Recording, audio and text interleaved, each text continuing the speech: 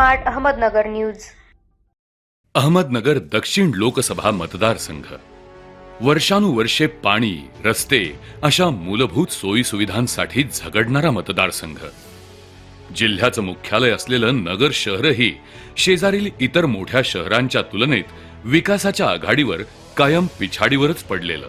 एकंदरीतच अशा आव्हानात्मक वातावरणात सन 2019च्या लोकसभा निवडणुकीत मतदारसंघातील जनतेनं भाजपचे उमेदवार डॉक्टर सुजय विखे पाटील यांना साथ देण्याचा निर्णय घेतला. पंतप्रधान नरेंद्र मोदी यांच्या विकासक नेतृत्वाला प्रतिसाद देत नगरकरांनी डॉक्टर सुजय विखे पाटील यांना दिल्लीत पाठवलं आणि त्यांनी पहिल्याच दिवसापासून मतदारसंघाचा कायापालट करण्याचा संकल्प करून प्रत्यक्ष कामाला देखील सुरुवात केली. या दरम्यान त्यांनी विविध विकास कामे मार्गी लावण्यासाठी पाठपुरावा करण्याचं काम सुरू केलं आणि प्रत्यक्षात विविध कामे मार्गी लावली याची प्रचिती सर्व नगरवासियांना येतच आहे. नगर शहरातील स्टेशन रोडवरील बहुप्रतीक्षित उड्डाण पुलाचा प्रश्न जवळपास 20 वर्षांपासून प्रलंबित होता. या रस्त्यावर असणारी वाहतूक कोंडी आणि अवजड वाहतुकीमुळे होणारे अपघात यामुळे अनेकांचे बळी देखील गेले होते, तर अनेक जण जायबंदी झाले होते. हे चित्र पालटण्यासाठी खासदार डॉक्टर सुजय विखे पाटील यांनी केंद्रीय मंत्री नितीन गडकरी यांच्याकडे पाठपुरावा करून उड्डाण पुलासाठी 258 कोटी 30 लाख रुपयांचा भरीव निधी मिळवला. तसेच उड्डाण पुलासाठी संरक्षण विभागाची परवानगीही दिल्लीत योग्य तो पाठपुरावा करून मिळवली आणि नियोजित वेळेआधीच उड्डाण पूल प्रत्यक्षात साकारून नगरकरांना मोठा दिलासा दिला. खासदार डॉक्टर सुजय विखे पाटील यांच्याकडून नगरकरांसाठी हे सर्वात मोठं गिफ्ट ठरलं. आज स्टेशन रोडवरील वाहतुकीची समस्या जवळपास संपुष्टात आली आहे. उड्डाण पूल झाल्यावर खासदार डॉक्टर सुजय विखे पाटील यांनी उड्डाण पुलाच्या खांबावर शिवचरित्र रेखाटण्याची संकल्पना मनाशी बाळगून ती प्रत्यक्षातही उतरवली. त्यामुळे येणाऱ्या जाणाऱ्यांना आज शिवछत्रपतींचा समृद्ध इतिहास अनुभवायला मिळत आहे.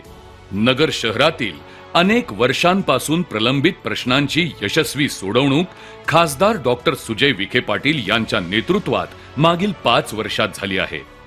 तब्बल 140.75 कोटी रुपयांची अमृत योजना देखील मंजूर करून ती पूर्ण करण्यासाठी सातत्याने खासदार डॉक्टर सुजय विखे पाटील यांनी पाठपुरावा केला. त्यामुळे आज नगरकरांना मुबलक आणि पुरेशा दाबाने पाणी पुरवठा होत आहे. याशिवाय भुयारी गटार योजना मार्गी लागल्याने सांडपाणी व्यवस्थापन सुरू झालं आहे. तसेच घनकचरा व्यवस्थापन प्रकल्प सुरू झाला असून रोजच्या कचऱ्याची योग्य विल्हेवाट लागत असल्याने कचरामुक्त स्वच्छ शहराकडे नगरची वाटचाल सुरू झाली आहे. खासदार निधीतून नगर शहरातील अनेक प्रभागात अंतर्गत रस्त्यांची कामेही मार्गी लागली आहेत. आरोग्याच्या दृष्टीने खासदार डॉक्टर सुजय विखे पाटील यांनी विशेष प्रयत्न करून महापालिकेमार्फत कमी खर्चात MRI तपासणी सुविधा उपलब्ध करून दिली आहे. नगरमध्ये 10 कोटी 88 लाख रुपयांच्या निधीतून विविध सुविधांनी युक्त VIP शासकीय विश्रामगृह देखील साकारण्यात येत आहे. यासह सावेडी प्रशासकीय इमारत येथे अद्ययावत महसूल भवनाचीही निर्मिती होत आहे. तसेच जिल्हा मुख्यालयाच्या ठिकाणी शासकीय जिल्हा ग्रंथालय अर्थात डिजिटल लायब्ररी तथा जिल्हा ग्रंथालय अधिकारी कार्यालयाच्या बांधकामास 14 कोटी 50 लाख रुपयांच्या निधीस मान्यता देण्यात आली आहे.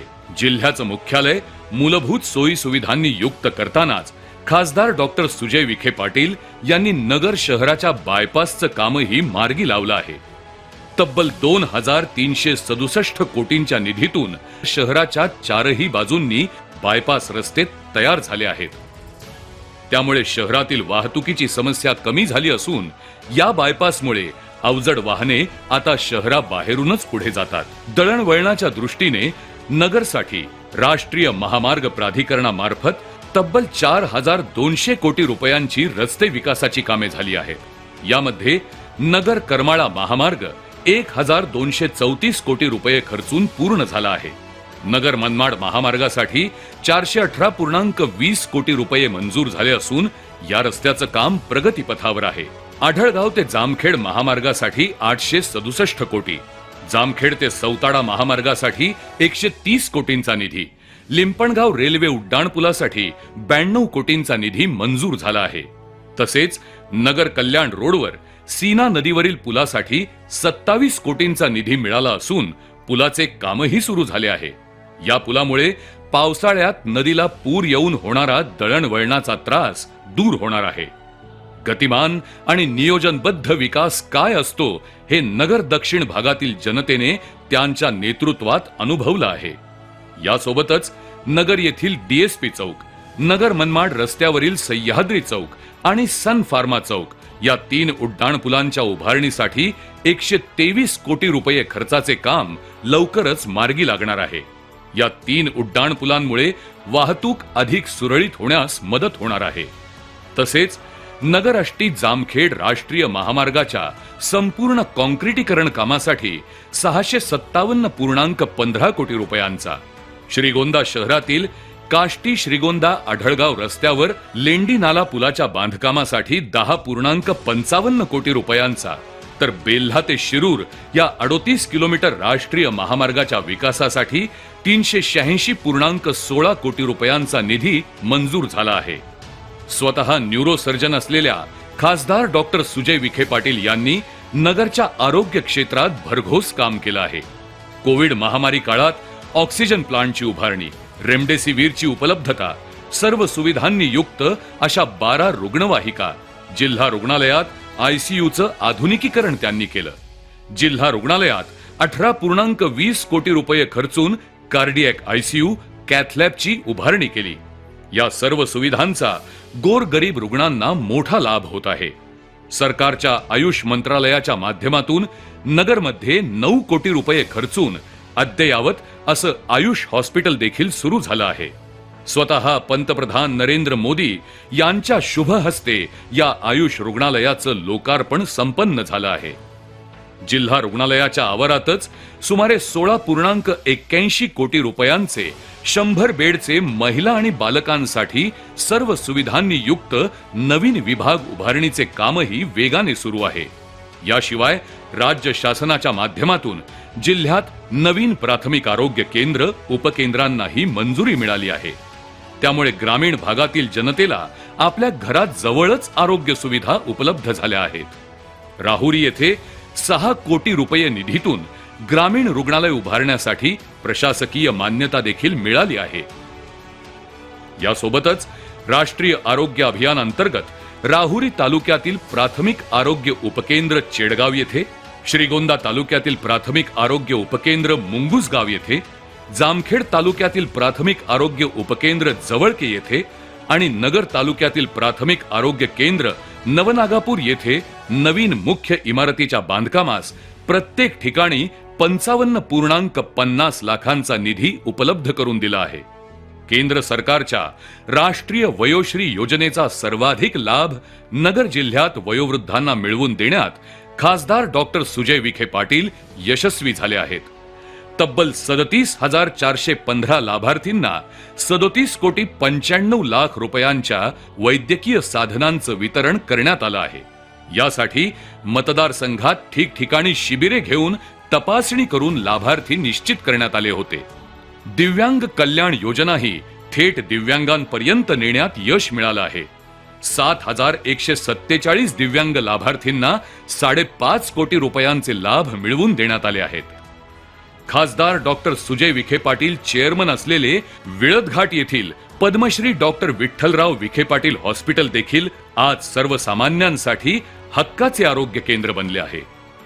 कॅन्सरवरील अत्याधुनिक उपचार केंद्र असल्याने कॅन्सरग्रस्त रुग्णांसाठी सदरील हॉस्पिटल वरदान ठरत आहे. विशेष म्हणजे कोविड संकटात डॉक्टर विखे पाटील फाउंडेशनच्या रुग्णालयात महिलांकरिता मोफत डिलिव्हरी करण्याची सुविधा निर्माण करून देण्यात आली होती. याचा सुमारे 500हून अधिक महिलांना फायदा झाला. नगर दक्षिण मतदारसंघातील शेतकऱ्यांसाठी देखील मागील 5 वर्षे ही खूप समाधान देणारी ठरली. प्रधानमंत्री पीक विमा योजनेतून खरीप हंगामात 3,64,348 तर रब्बी हंगामात 1,43,681 शेतकऱ्यांना लाभ मिळाला. प्रधानमंत्री किसान सन्मान योजना, नमो शेतकरी महासन्मान योजनेतून सुमारे 3 लाख शेतकऱ्यांच्या बँक खात्यात रक्कम जमा होत आहे. अतिवृष्टीमुळे नुकसान झालेल्या शेतकऱ्यांना शासनाच्या माध्यमातून नुकसान भरपाई मिळाली आहे. सिंचनाचे अनेक प्रकल्प मार्गी लागल्याने नगर दक्षिण मतदारसंघाची जिरायती पट्टा म्हणून जी ओळख होती ती आता कमी होताना दिसत आहे. साकळाई योजना सर्वेक्षण तसेच कुकडीच्या लाभक्षेत्रात येणाऱ्या नगर जिल्ह्याच्या हक्काच्या पाण्याकरिता प्रशासकीय स्तरावर पाठपुरावा करून शेतकऱ्यांना न्याय देण्याचा प्रयत्नही खासदार डॉक्टर सुजय विखे पाटील यांनी केला आहे. केंद्र सरकारच्या लोककल्याणकारी योजना प्रभावीपणे राबवून शेवटच्या नागरिकाला त्या योजनांचा लाभ कसा मिळेल या दृष्टीने खासदार डॉक्टर सुजय विखे पाटील यांनी विशेष परिश्रम घेतले आहेत. तसेच श्रीगोंदा कर्जत तालुक्याच्या विकासात माळढोक पक्षी अभयारण्याची अडचण येत होती. खासदार डॉक्टर सुजय विखे पाटील यांनी पाठपुरावा करून माळढोक अभयारण्याचं क्षेत्र 10 किलोमीटर वरून 400 मीटरवर आणलं. त्यामुळे या भागाच्या विकासाचा मार्ग मोकळा झाला आहे. नगर जिल्ह्यात राज्य शासनाच्या माध्यमातून विळद आणि सावळी विहीर येथे नवीन MIDC मंजूर झाले आहेत. त्यामुळे औद्योगिकीकरण आणि रोजगार देखील वाढणार आहे. यासोबतच महाराष्ट्र औद्योगिक विकास महामंडळ अहमदनगर अंतर्गत रस्ता देखभाल आणि दुरुस्ती करण्यासाठी आणि रस्ते डांबरीकरण करण्यासाठी 45 कोटी 74 लाख रुपयांचा निधी मंजूर झाला आहे. तसेच महाराष्ट्र राज्य शेती महामंडळाची बेलवंडी मळ्यातील मौजे पार्वतवाडी येथील 178.74 हेक्टर आर व मौजे पिसोरी बुद्रुक तालुका श्रीगोंदा येथील 73.69 हेक्टर आर अशी एकूण 252.43 हेक्टर आर जमीन नवीन औद्योगिक क्षेत्र स्थापन करण्यासाठी विनामूल्य हस्तांतरण करण्यास मान्यता मिळाली आहे. मतदारसंघाचा सर्वांगीण विकास डोळ्यासमोर ठेवून खासदार डॉक्टर सुजय विखे पाटील यांनी सातत्यानं काम केलं आहे. त्यामुळेच आज नगर दक्षिण लोकसभा मतदारसंघाचा चेहरा मोहरा बदलला आहे. जनतेचं जीवनमान उंचावलं आहे. पंतप्रधान नरेंद्र मोदीजी यांच्या संकल्पनेतील समृद्ध भारताच्या वाटचालीत नगर जिल्हा मोठ्या प्रमाणात योगदान देत आहे. 5 वर्षांमधील या सुजय पर्वासाठी केंद्रीय गृहमंत्री अमित शहा, भाजपचे राष्ट्रीय अध्यक्ष JP नड्डा, संरक्षण मंत्री राजनाथ सिंग, केंद्रीय दळणवळण मंत्री नितीनजी गडकरी साहेब, आरोग्य मंत्री मनसुख मांडवीय, आदरणीय नामदार राधाकृष्ण विखे पाटील यांचं अनमोल मार्गदर्शन आणि प्रोत्साहन मिळालं आहे. त्यामुळेच खासदार डॉक्टर सुजय विखे पाटील यांच्यावर विश्वास ठेवून भारतीय जनता पक्षाने पुन्हा एकदा नगर दक्षिण लोकसभा मतदारसंघात त्यांना उमेदवारी देऊन धडाडीच्या युवा नेतृत्वाला संधी दिली आहे. या संधीचं सोनं करून नगर दक्षिण मतदारसंघाचा आणखी विकास करण्यासाठी ते सज्ज झाले आहेत.